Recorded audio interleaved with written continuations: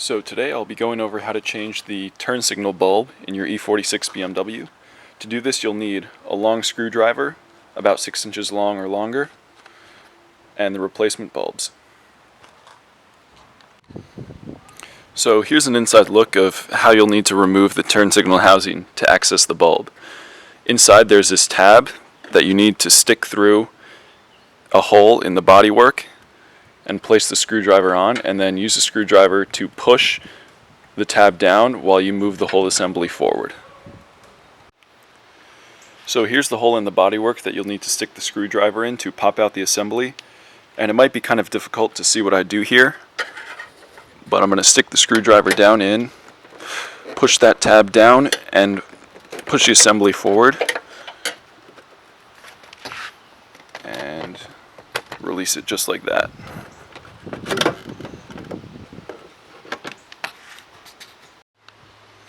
And now to access the bulb, you'll simply need to rotate the bulb housing until it comes out like that. And now to remove the bulb, rotate the bulb counterclockwise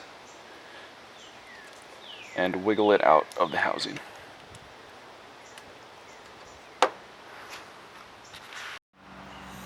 So installation of the new bulb should be pretty straightforward. Just line up the nub on the bulb with the socket,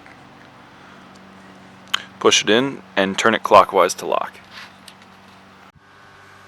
And before you put everything back together, you might want to test your indicator to make sure that the new bulb works.